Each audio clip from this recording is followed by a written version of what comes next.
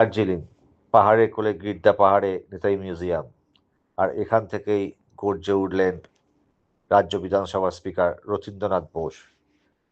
নেতাজি সুভাষচন্দ্র বসুকে নিয়ে চলা বিতর্কিত মন্তব্যের বিরুদ্ধে দিলেন কড়া বার্তা। বৃহস্পতিবার 13ই আগস্ট নেতাজি মিউজিয়াম পরিদর্শনে আসেন স্পিকার। মিউজিয়ামের আনাচে কানাচে ঘুরে দেখেন নেতাজি শীতবিরহিত সব জিনিস। তারপর সাংবাদিকদের মুখোমুখি হয়ে তিনি বলেন, নেতাজি বাঙালি তথা ভারতবাসীর গর্ব। দেশের স্বাধীনতা সংগ্রামে তার অবদান অনস্বীকার্য। স্পিকারের কথায় আবেগ ঝরে পড়ে। তিনি বলেন, নেতাজি আমাদের মরণে, নয়নে, আমাদের হৃদয়ে। আমরা নেতাজিকে নিয়ে গর্বিত। দেশের স্বাধীনতার ক্ষেত্রে নেতাজির বড় ভূমিকা রয়েছে। ওনাকে নিয়ে নতুন করে কিছু বলার নেই। সাম্প্রতিক সময়ে নেতাজিকে নিয়ে কিছু বিতর্কিত মন্তব্য সামনে এসেছে। সেই প্রেক্ষিতে স্পিকার দেন স্পষ্ট বার্তা। আজকে যা পরিস্থিতি, নেতাজি আমাদের মনে আছেন। নেতাজিকে নিয়ে মুছে ফেলা যাবে না। নেতাজিকে নিয়ে এমন কিছু কথা বলা উচিত নয় যা সমাজের ওপর প্রভাব ফেলতে পারে। শুধু প্রতিবাদ নয়, হুঁশিয়ারি দিয়েছেন তিনি। রথীন্দ্রনাথ বোস বলেন, যে কোনো অন্যায় যদি কেউ করে থাকে, সরকার ব্যবস্থা নেবে। নেতাজিকে দেবতা হিসেবে পূজিত করা হয়, এমন কোনো মন্তব্য করা উচিত নয় যা সমাজের ওপর প্রভাব ফেলবে।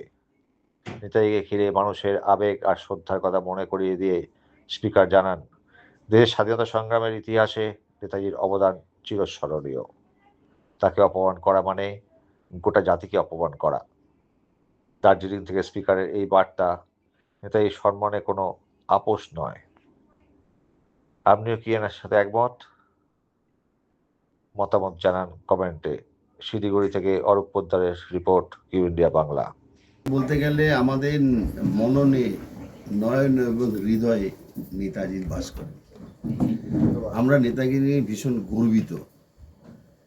সারা ভারতবর্ষই গর্বিত, পাশাপাশি আমরা যারা পশ্চিমবঙ্গে বাস করি তারা সবাই গর্বিত। দেশের স্বাধীনতার ক্ষেত্রে নেতাজির একটা বড় ভূমিকা আছে।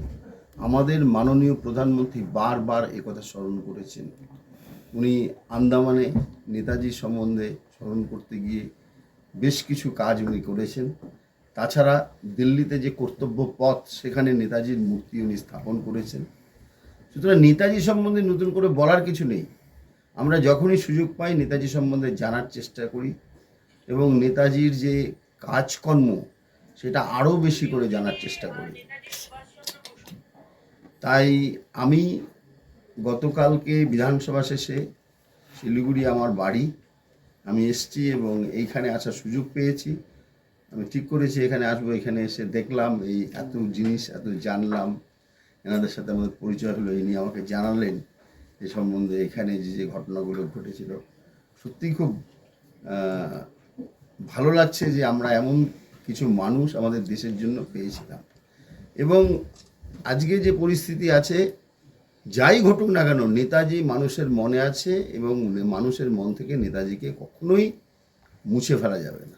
গতকালের মুখ্যমন্ত্রীর বক্তব্য এবং তারপর একজন ইতিমধ্যেই অ্যারেস্ট হয়েছেন, হয়তো শুনেছেন আপনি, যিনি ইস্যুটাকে তুললেন, এই যে রাজ্যসভার সাংসদ কোচবিহারে অনন্ত মহারাজ, তার সেই প্রশ্নে কী বললেন? তাকেও কি গ্রেপ্তার করা উচিত বা গ্রেপ্তার হবেন উনি? দেখুন, সেটা সরকার ঠিক করবে, কি করবে না করবে। অ্যাজ এ স্পিকার আমি ওইভাবে সরকারের কাজকর্মে কিছু বলতে পারি না।